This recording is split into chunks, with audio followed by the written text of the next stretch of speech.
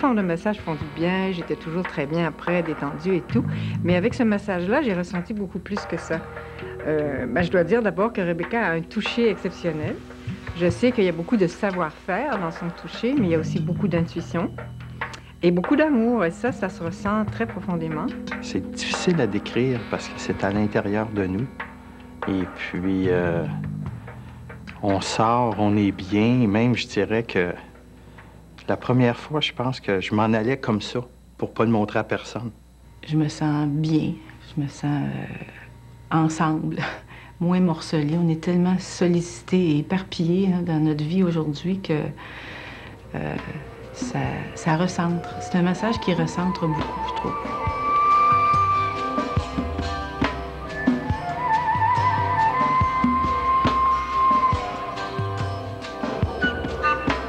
Dans le temps, ça se passait en Californie. C'est là où c'était. Alors, je suis allée, j'ai pris toutes sortes d'ateliers. Un jour, j'ai pris un atelier avec une fille et l'atelier était tout désorganisé. Il y avait peu de monde et tout ça. Mais une fois qu'elle m'a touchée, j'ai dit, c'est ça. C'est ça le massage. Où as-tu appris ça? C'est ça que je veux. C'était exactement ce que j'avais toujours dans la tête. C'est quoi un massage? Ça me touchait les points sensibles. C'était complet. Je me sentais nourrie. Je me sentais vraiment touchée. Alors, elle m'a donné le nom d'une école et je me suis trouvée en San Francisco sous les mains d'un maître qui s'appelle Margaret Alcock. C'est elle qui a parti cette technique. Et elle était vraiment une professeure extraordinaire. C'est un massage, ça paraît qu'il y a des vagues derrière. La personne qui a créé ça, elle était sûrement inspirée par son environnement. Parce que moi, j'ai l'impression que je me fais bercer quand je reçois un massage californien. Même si à des moments, j'ai des tensions importantes puis qu'on va y aller en profondeur.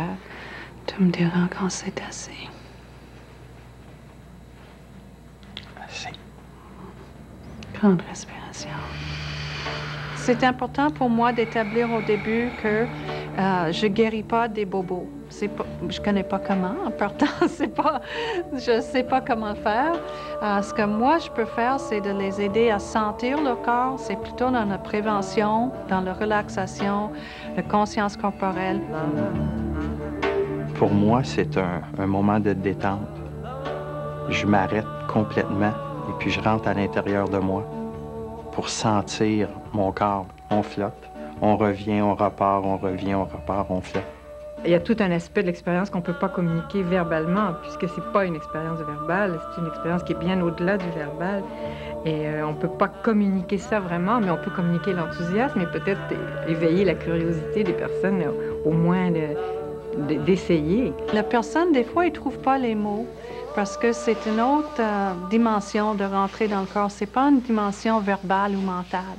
Mais on veut plus écouter le corps que les mots de la personne, en fin de compte. On ressent que le corps s'ouvre, on ressent que la respiration est plus profonde, que les muscles sont plus doux, que la peau s'ouvre, qu'il y a une chaleur, qu'il y a une énergie qui coule. C'est très intéressant de voir une relation intime avec quelqu'un qui n'est pas une relation amoureuse. C'est d'autres choses. Et c'est très spécial, c'est très sacré dans un sens. Et ce qui arrive, c'est qu'on parle corps à corps. C'est pas tête à tête, c'est pas intellect à intellect, c'est vraiment quelque chose qui est non verbal, qui est physique. Et ça, on n'est pas habitué de ce genre de relation dans notre vie quotidienne. On peut mentir avec les mots, avec l'intellect, mais le corps, il ne ment jamais. C'est sûr qu'on a été très, très mal éduqués, mal préparés à ce niveau-là, avec beaucoup de préjugés, de peur par rapport au plaisir, puis de jugement. Même si aujourd'hui, ça paraît moins évident, c'est encore là très profondément pour beaucoup de gens. Et le fait d'expérimenter ça en toute liberté et puis de laisser tomber toutes ces barrières-là et tous ces interdits-là, découvrir ce que c'est vraiment avoir du plaisir dans son corps, dans tout son être, parce que c'est ça, c'est quelque chose. Souvent, là, dans mon bureau, là, je vais essayer de m'apaiser, de respirer, d'aller rechercher cette détente-là. Moi, c'est la même chose que j'ai avec un enfant. Toute émotion est acceptable, c'est certaines actions qui ne sont pas acceptables. Tu vois, alors, tu n'as pas le droit de frapper ta sœur. Tu as le droit d'être en colère, mais tu ne fais pas mal à l'autre. Si on a des sensations, disons que c'est une sensation sexuelle, c'est clair au début que ce n'est pas ça la relation. Et on dit, c'est pas ça qu'on va faire ensemble, il faut faire d'autres choses avec cette énergie. Si c'est une émotion, une colère, une tristesse qui monte, mon approche, c'est de donner l'espace à la personne de vivre cette émotion sans les juger. C'est comme, encore, je fais référence aux enfants, quand ils laissent couler leurs émotions, ça peut passer d'une fou rire aux larmes comme ça, quand on est honnête et vrai et authentique avec nos émotions, des fois, ça passe. Et quand on aide les personnes à respirer, ça veut dire que l'énergie ne reste pas bloquée, on ne reste pas dans la tristesse. On est triste, mais ça coule, ça passe et ça devient d'autres choses.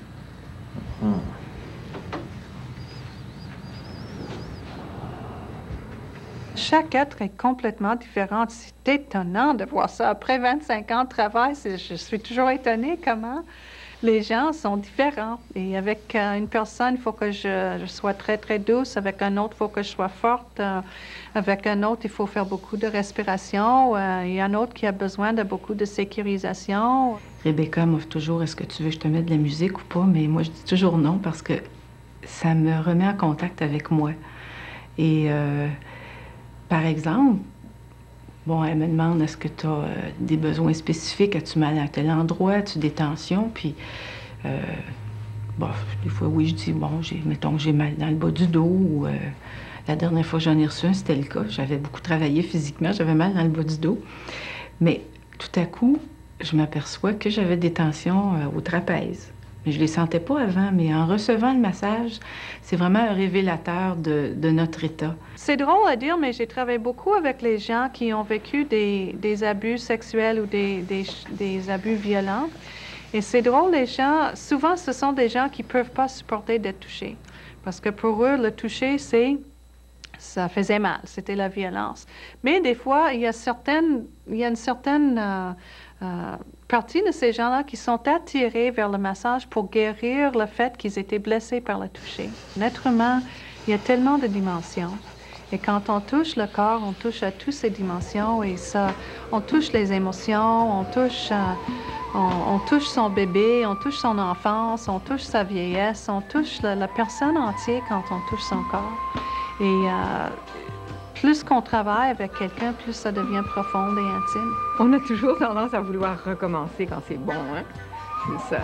Alors, c'est sûr qu'on a envie de recommencer avec la même forme de massage. Puis, ça donne envie aussi, peut-être pour des personnes qui n'ont pas commencé ce genre de démarche, d'aller plus loin au niveau de la connaissance de soi aussi, c'est ça, d'explorer son inconscient et toutes ces choses-là. Normalement, je reçois beaucoup d'énergie. Ça me calme, ça me centre, mais des fois, c'est fatigant.